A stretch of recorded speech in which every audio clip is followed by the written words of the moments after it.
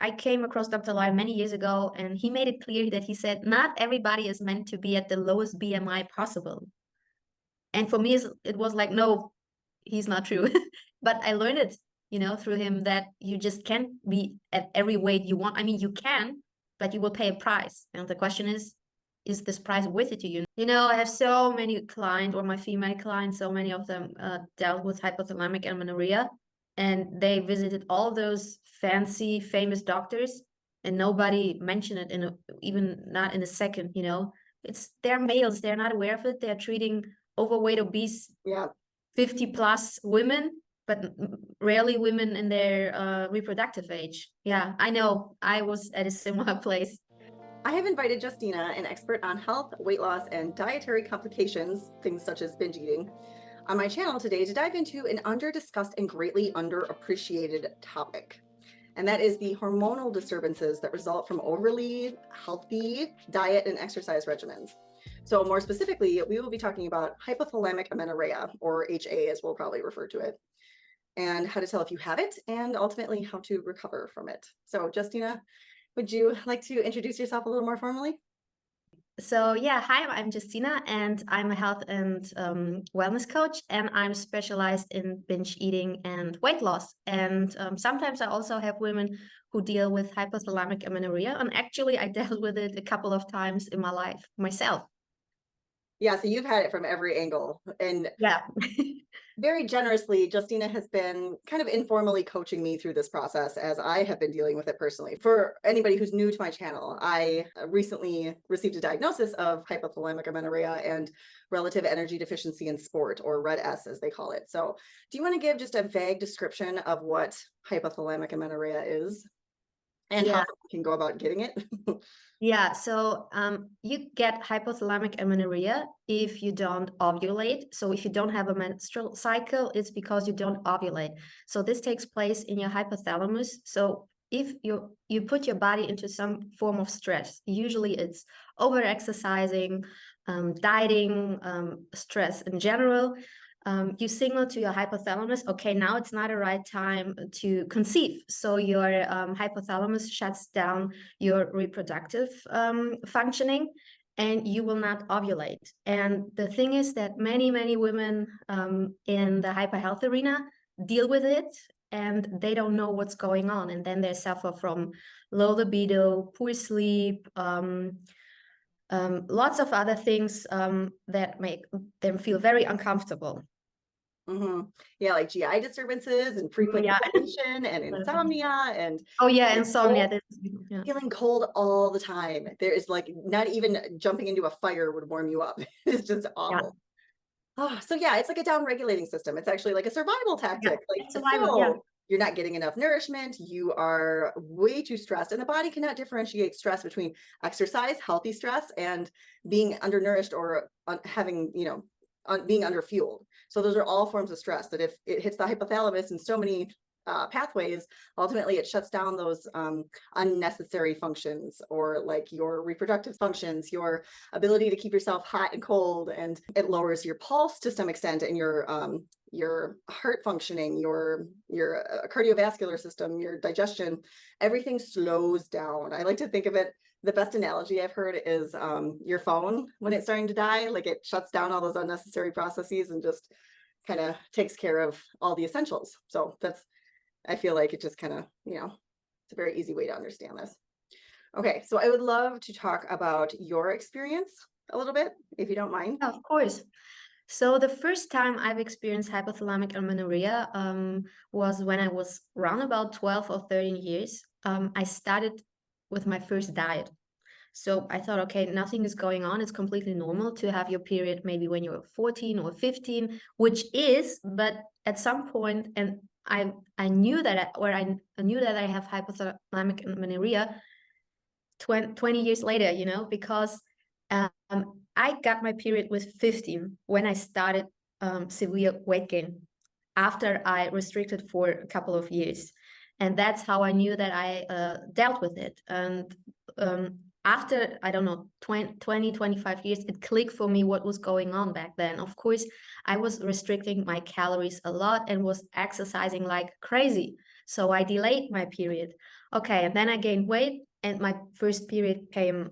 And the thing is, this runs in my family a little bit, that my mother, for example, she doesn't have or had, so she's in her menopause, obviously, right now, but she had just a couple of periods through her life in a year, a few times, and she was actually overweight. People think that only women who are in very low body weight can or have menstrual problems, but this is actually not true. Of course, the majority of women who deal with HA usually are very low body weight, but you actually can experience it when you are at normal weight, which I was many times in my life when I was never underweight when I had or dealt with HA. Yeah, and then I was overweight for a couple of years, and then I started my second diet roundabout when I was 18 years old, and I experienced HA again. But my doctor put me on the pill, so I had a menstrual cycle and thought, okay, everything is okay. And many years later, I got the information that when you are on the pill and you bleed, this is not a natural bleeding. This is a withdrawal period. So the industry made it that way so that women feel quite normal when they are on the pill, but that's not a natural period. So it's not a period after you ovulated. It's just a withdrawal bleed. Okay. And then this was, I think, in 2010 or so, when I got my first iPhone. There was an app where you could track your cycle.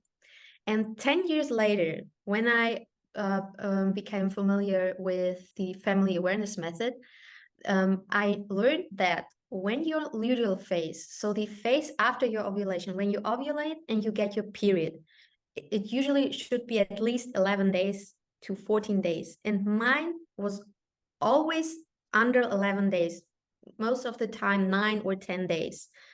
I never thought that this would be a problem, but 10 years later, when I read that book, I've noticed in my app, okay, something is off. And what I've noticed is because I always did exercise on an empty stomach first thing in the morning, because most doctors recommend to do it for better health, for weight loss. And then I lost my period when in 2016, I was severely sick and I lost my appetite because of that sickness, and lost, like, in 10 days, I think I lost almost 10 kilos. I never lost so much weight in such a short time, but then I became underweight. And then, of course, I lost my period and it came back when everything was fine again. My sickness was healed and everything was okay. I developed binge urges, but for a very short time. And I was not, of course, I was a little bit afraid of that, but I knew it was because I lost so much weight and my body was trying to compensate for that weight loss. And so therefore, my body sent urges. And I ate a lot of food, and my weight was right there, like before I was sick. And my period came back, I don't know, I think after 6 months or so.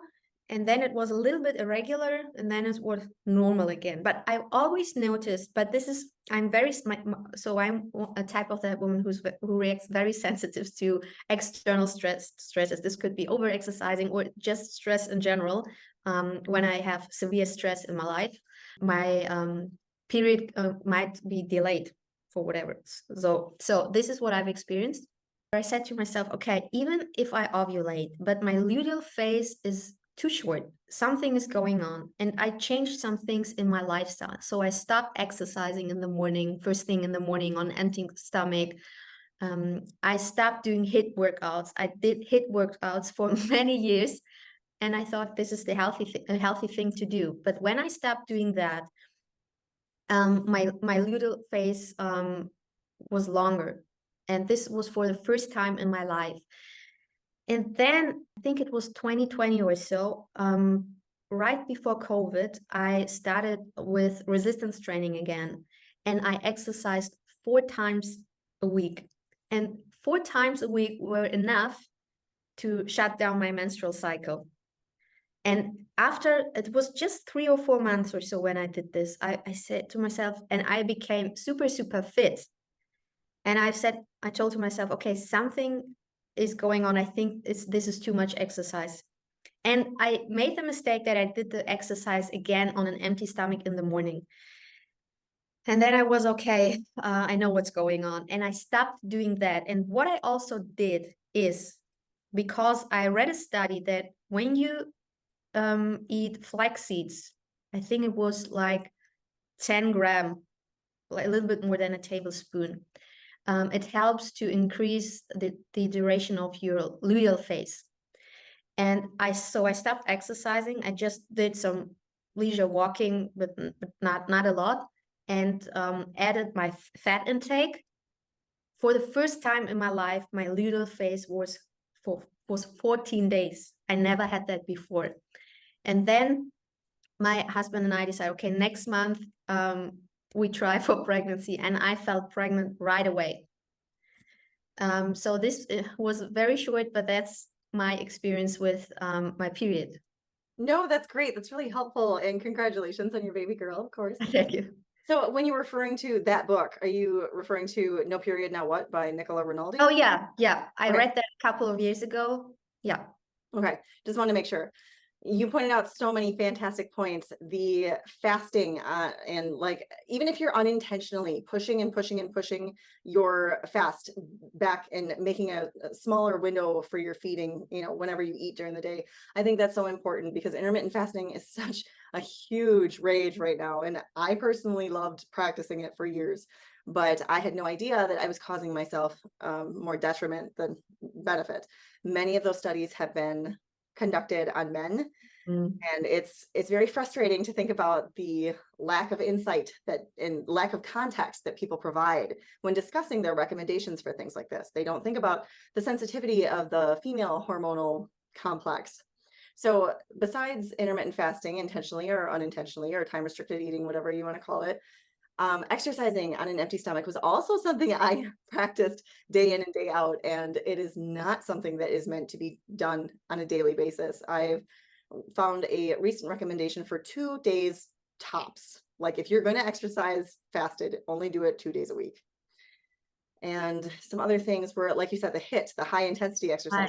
I also was doing those things. And these are all things that are being hounded into our culture that we should be practicing on a regular basis to be as lean and healthy as possible, when in all actuality, it's causing the very opposite of what we are trying to achieve. And I want to say right now, because so many times when we're watching a video like this, we're like, that's what I'm going to do from now on. That's me. Or, you know, you just relate to it and you hold on to it and you take it very literally. That is what my problem was. So I want to provide the caveat to whoever is watching this video, make sure that this does in fact pertain to you, and you are the population that is suffering from something like hormonal imbalances, infertility, or PCOS, or early menopause, or even menopausal complications, or having hypothalamic amenorrhea. If this is you, then this is what this information pertains to. But in the obese or hypertensive or the diabetic population, these things can be very helpful for those people. But if you're already either underweight or near underweight or just very lean, you don't need to be doing these things on a regular basis. I thought being in a caloric deficit 24/7 was like this badge of honor. Like, I'm going to be so healthy. I'm going to live forever. This is going to be great. Come to find out, being in a calorie deficit long-term is like your body experiencing a famine or war or something incredibly stressful that is not meant to be done long-term. So if you are going to be in a calorie deficit, it's actually recommended to do for shorter bouts of time, and then give your body some time to adjust, and then maybe go into another calorie deficit 6 months, 12 months later, so your body doesn't go into that famine response and shut down all of those, you know, less necessary functions. And it's just such backwards information. So thank you so much for coming on and telling your story today. Okay, so can you explain some differences between men and women with hormonal disturbances caused by underfueling or overexercising, or both? Yeah. So men, they're not designed to bring a child into this world, so they can all do those things, and they're most of the time still super healthy. You know, at some point, it's not that case, but we women, that's the other thing. We naturally have more fat on our bodies, which is great, but we live in this fitness culture where we want to be as lean as possible and muscular. And maybe this is an important message for young women or women in general who don't want to get pregnant, that having a menstrual cycle is super important because it shows it's an indicator of your overall health. And when in your menstrual cycle something is off, even if you have a menstrual cycle but you have a short luteal phase, then see what's going on in your life. You know, it's not just calorie restriction. I'm a good example. Just over exercising can put your body in too much stress, and your menstrual cycle can get down. And every woman is very individual in this. And men, they were designed to hunt, to run fast, all those things. I'm not saying you can't do those things. Actually, I love resistance training and I'm a fan of doing it, and I recommend doing it to many of my clients. But go slow, you know, you don't need to do it first thing in the morning, or you don't need to do it 1 hour every session. 30, 45 minutes can be enough, and you will see great results. So yeah, that's one of the differences in us females. So we have a higher body fat percentage than men. And what I found quite interesting is that there's some, I don't know how much body fat it was. I guess it was somewhere around 22% or so. I read it in No Period, No What, which is called the fertile zone. Mm-hmm. And this is a weight where maybe some women, or a body fat percentage where women would feel uncomfortable. But yeah, that's, you know, that's nature. You were not designed to be super skinny and super muscular. Yeah, those are great reminders. So one thing when we are discussing men, that they are susceptible to this as well. And one of the things that they can watch out for are like having a reduction in erections in the morning. Oh yeah.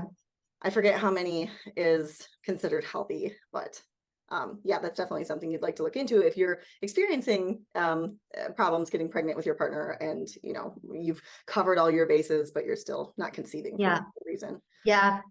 I think most females will deal with this, but of course there are still men that can go overboard and get too lean, too skinny, or too trained when they're going overboard with their diet and exercise, of course. Yeah, and you mentioned the body fat percentage, and so many people like have no idea, you know, where they fall. And unfortunately, medical centers in America don't really, well, in my area at least, don't have any device that can help you determine this, because they're so used to dealing with overweight populations.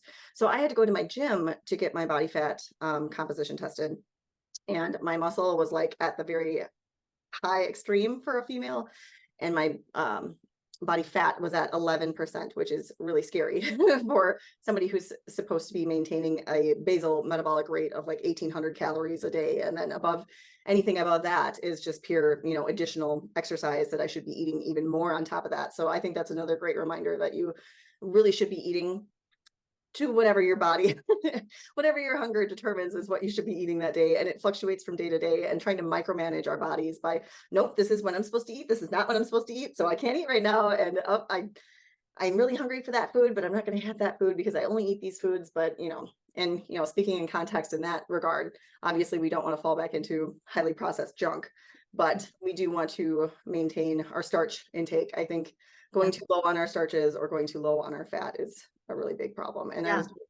I honestly did not intentionally reduce my calories at all. This was all completely on accident. And now I have to go through this process of regaining all this weight and resting and trying to regain my philosophy around health and my identity. Like everything was so contextually based on, you know, my daily habits. And now that I don't have those, it's really like confusing to go through this process and try to come out the other side. But I've heard that everybody who goes through this is, you know, very glad that they had that journey, and it's a very unique process.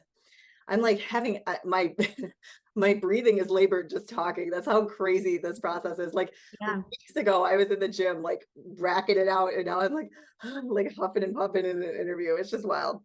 Yeah, like, but you're all of the brave. fluid imbalances. You're brave talking about it.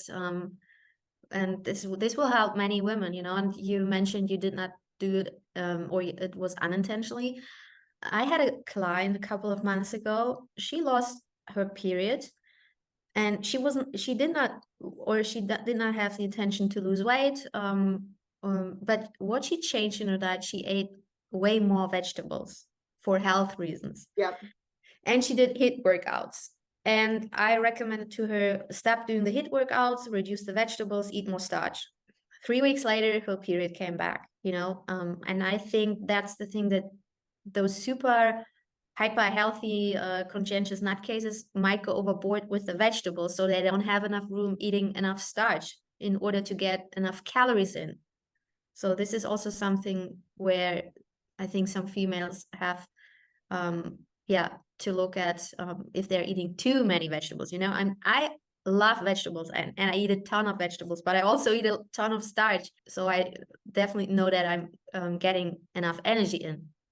Yeah, I'm definitely guilty of that too. For anybody who's seen my giant bag of vegetables I used to eat every morning, purely out of enjoyment. Like there was no intention behind that besides the more vegetables you eat in a day, the more healthy you are, right? Yeah. So many of these things that are meant to be like, this much is good, but this much, not so much. More is not always better. I think what might be also helpful for women is, don't compare yourself with other women. There are some pretty fit, lean women who have a regular menstrual cycle. What I've experienced, they are rare, but there are some women. And the reason for that is their genetics. They are just naturally super lean by nature. So their body or their hypothalamus allows them to ovulate on a low body weight. But there are other women who are maybe average weight, and as soon as they drop a little bit too much weight, their hypothalamus shuts down the menstrual cycle. So, you know, just keep that in the back of your mind. You can compare yourself with others. You are an individual, and your hypothalamus decides at what body fat percentage and weight you will ovulate. And stress level. Yeah. Absolutely. I had a great point. Okay. So I remember I heard two statistics now, and I got to find these studies, and I'll link them below if I can find them. So it's between 42% and 55% of all, and this is mainly in recreational exercisers, because people who work with a trainer, like athletes, like Olympians and, you know, other professional athletes, these are people who are being very closely watched by their coach. So their intake, their fluctuations with their period, and like everything is documented and monitored very closely. So they don't suffer from this as much as the general population. So I think that's why this is so important to talk about, because had I known all these things, like I would have never had to go through this process. And that's what I'm hoping for my viewers, to not have to deal with this in the first place. I thought 42 to 55% was like a wild statistic. So that's the majority of recreational exercisers that are experiencing these types of hormonal imbalances and getting to the point of having hypothalamic amenorrhea. And you may be ovulating, or is it the other way? Like you can have your period and not ovulate? So you can have anovulatory cycles, but you have to ovulate in order to get a period. Okay, so you can bleed. Yeah, you can. Yeah. So how we can remind this? So your body produces an egg, and when you bleed, the egg will go away into the toilet or wherever. Yeah. Can you give us some practical things we can do to balance our hormones?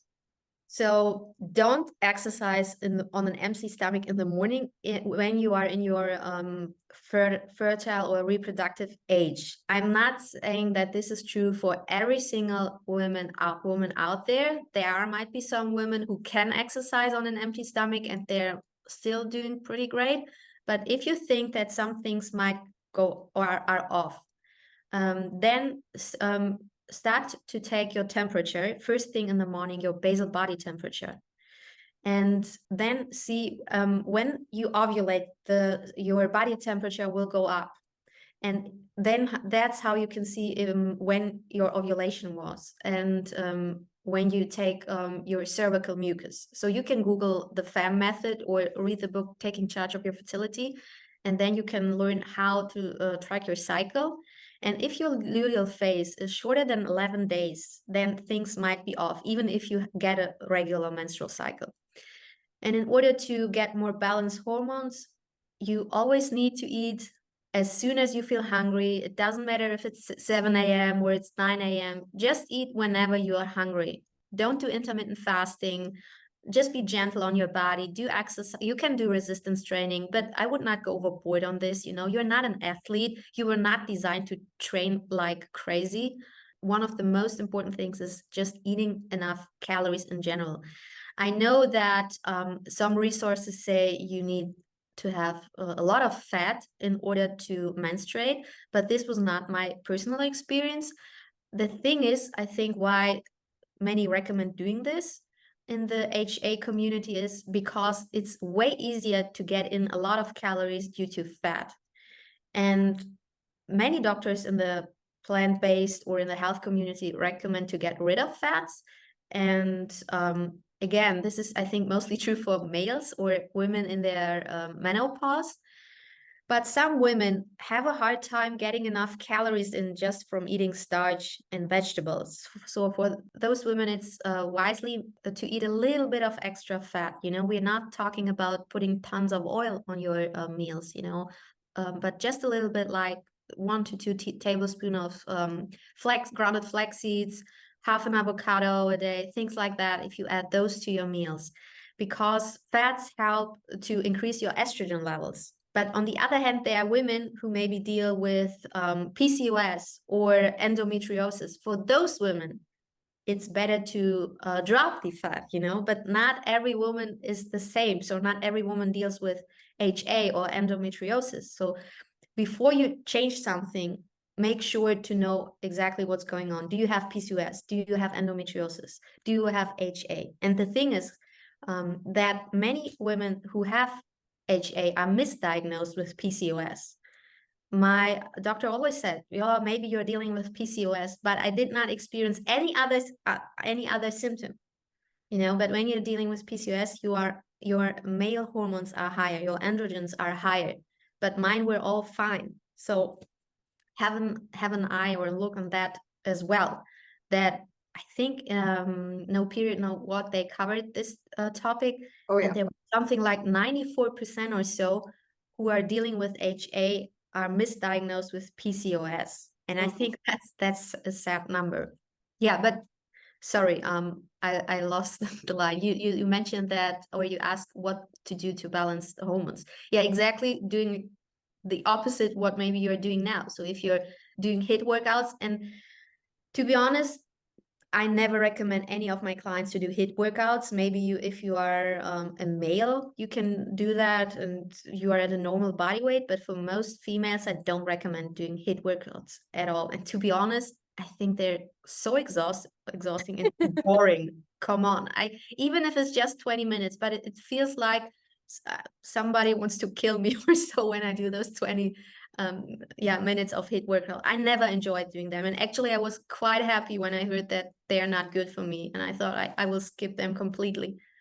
Yeah, that's a great point, because I've been doing a lot of research on Red S, the exercise portion of this problem, and come to find out that all of these like balls to the wall, like 20-minute to 45-minute high intensity like group exercises or like online exercises, they call themselves HIIT, but HIIT, high intensity interval training, is only meant to be done within like a couple minutes to like 6 minutes. Like you're not supposed to go way up here, and like that's 2 to 3 times as much as you need to be doing in a single bout, especially. So yes, that's an excellent reminder. Like we throw around these terms and these recommendations, but in all actuality, just do your own research is what the message that I would like to convey, and take everything with a grain of salt. And whatever recommendations you choose to take, make sure that those are done in moderation instead of taking them to the extreme, like myself or somebody else who may be listening to this. So I just want to mention a quick list of things that I have found to be highly correlated with this issue of hypothalamic amenorrhea and this dysfunctional outcome with your hormones. So eating extremely low calorie density, like you mentioned, eating way too many fruits and vegetables, and like steering clear of fats 100% of the time. Like, you know, sometimes throwing some flax seeds in there or some olives or something is okay. Following rigid rules instead of listening to your body. So like, again, my feeding window is only this hour to this hour, so I can't eat at this time, even though I'm hungry, because it's not within my feeding window. But just listen to your body is what I'm getting at. Intermittent fasting or time restricted eating, exercising fasted. We talked about that. Too much high intensity exercise, exercising even when ill, tired, or stressed. I am so guilty of exercising no matter what. Like I just have it in my mind that like I'm weak or something if I don't make it to the gym today, because I don't care how sick I am or I don't care how exhausted I am. And that is a very, intense symptom of hypothalamic amenorrhea, is just extreme exhaustion because your body is trying to keep itself alive. And that's why you don't have any energy. So not taking rest days. I am also very guilty of this. I found myself increasing the amount of exercise more and more and more and more, and squeezing out the rest days as my situation unfolded. Remaining in a calorie deficit for a long term. So they found a study that these Swedish athletes, they found that the only difference between women who had their period and women who lost their period during their training were because they had an additional 4 hours of being in a calorie deficit per day. So it wasn't even these extreme like 16, 18-hour fasting periods. It was like a generally normal fasting period. It was very eye-opening for me to see that. Because I'm sure my viewers are very similar to me. Like I need facts, I need data. Like I'm not just going to listen to what somebody says, but sometimes even the data can be misleading. So make sure you look into things. So where was I? Stress from maintaining the perfect diet or physique. That is exhausting. Trying to micromanage everything down to the last bite that you put in your mouth, and making sure that you you construct your schedule every week so you can manage your meals to like such a controlling degree, and like all of the mental gymnastics and obstacles that people go through in order to maintain artificial leanness is just really unhelpful for this circumstance and for having any kind of hormonal imbalance. So those are the main ones: the artificial leanness, the micromanaging, over exercising, undernourishing. Those are the main ones. So did you have anything that you wanted to add? I think you covered the most important topics. Okay. So how do you manage your long-term recovery from hypothalamic amenorrhea? You mean in general for women, how to manage? Sure, or your personal experience, how, because you've been successful, you've had your child, you've had, a great outcome with this. Mine actually came from having my child and breastfeeding for so long, and then by the time I got done breastfeeding, and I still a year and a half later don't have my period return, obviously something I noticed was wrong, even though my doctors swear up and down, but you're fine, just wait, it'll come back. Or we can give you some birth control and make it look like you have a period. Yeah, just do what helped you to recover. I was super gentle on myself every time I lost my period and got it back. So I did not jump right in and doing vigorous exercise again. I took it very gentle. So I walked and just overall ate healthy food as much as I desired. I never put some pressure on myself to eat at a certain time. And at some point, I started to do resistance training again.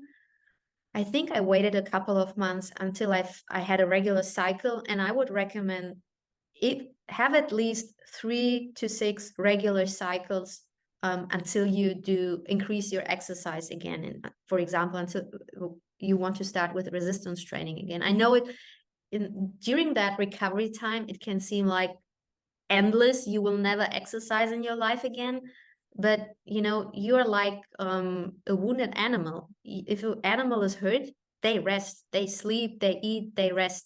And that's what you will also do. Be very gentle on yourself, and then slowly you can increase your exercise, and for example, maybe you have some weight to lose, but do it very, very slow. You don't need to go overboard, you don't need to put yourself on some crazy diet or calorie restriction. Just play a little bit around with the calorie density, even if you decrease the fat intake, but make sure to have enough starch, and don't try to be on a super low calorie dense diet for years. As soon as you lose the weight, maybe then go back and or decrease the amount of vegetables you eat and increase the amount of starch, and add some little bit of avocado, things like that. That's what don't go back to the thing that made you lose your period. Yeah, just knowing the long-term consequences of being in a calorie deficit, the cognitive dysfunction and decline that it can cause you later in life, the atherosclerosis, the liver complications, Exactly. the bone density issues, like living with osteoporosis is the most terrifying thing in the world, and Alzheimer's and all of these other illnesses.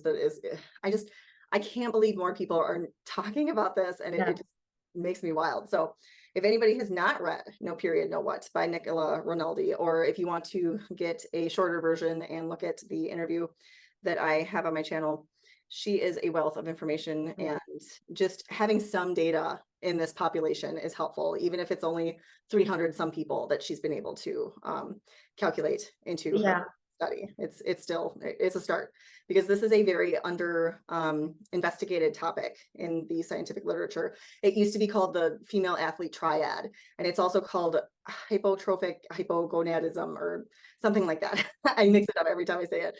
And hypothalamic amenorrhea, and now it's called relative energy deficiency in sport, and they don't have to make it so complicated. And I think where people or women might be a little bit confused when they will research and start to Google about hypothalamic amenorrhea, the common approach is to go all in, which is all in junk food. But I've experienced that you don't need to go all in junk food in order to get your period back. In the end, you just need calories to get your period back. And of course, if you go all in junk food, your period might come back faster because it's easier to eat more calories when you eat junk food. But on top of that, you might gain unnecessary weight on top. So you can gain weight by just eating healthy, higher calorie dense foods like dried fruit or more fats or pasta, things like that. You don't need to go to McDonald's in order to get your period back. I think that's, for me personally, to mention, because I had many female clients who got their period back just by eating more healthy starches. So more carbs, I've noticed, especially carbs are super helpful. Maybe, instead of eating tons of apples, go for the higher calorie dense fruits if you crave fruits in your recovery process, like mangoes, bananas, things like that, or dates. So you don't need to go to McDonald's or think that you need to go to McDonald's in order to get your period back, because I think most people are not aware of the pleasure trap, and you don't want, while you're in the recovery process, to indulge in the pleasure trap, I think, because this is also a burden on top.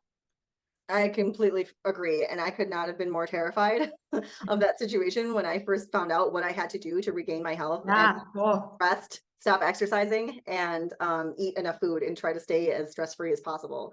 So I have slowly done each of those things, but now I'm finally at a point where I've definitely overshot my weight gain, and I've just been listening to my hunger drive unconditionally. And that's okay with me if, my body feels unsafe continuously, that it needs to continue gaining to get to a point where it's maybe extra safe, where I can start ovulating again. And that's perfectly fine. I've come to terms with it. But this is such an important process to deal with overshoot and re-examine your philosophies around what it means to be healthy, and what your dietary and exercise habits, should consist of following this. So I think the Minnesota starvation experiment, it was extremely helpful for me to understand this process, and for me to let go and just let the weight gain happen instead of trying to micromanage everything. And like you said, some people may not overshoot, but a lot of people do. And it's like, if that's what your body needs, that's what your body needs. So don't feel like you can determine one or the other. Just let it happen. So with the Minnesota starvation experiment, these individuals were intentionally starved for 6 months entirely, to a point where they had lost 25% of their body weight. And then they had 3 months to regain the weight. And most of them continued gaining until 1 to 3 years later, and when they finally got back to their normal body weight. And some of them never returned to their natural body weight.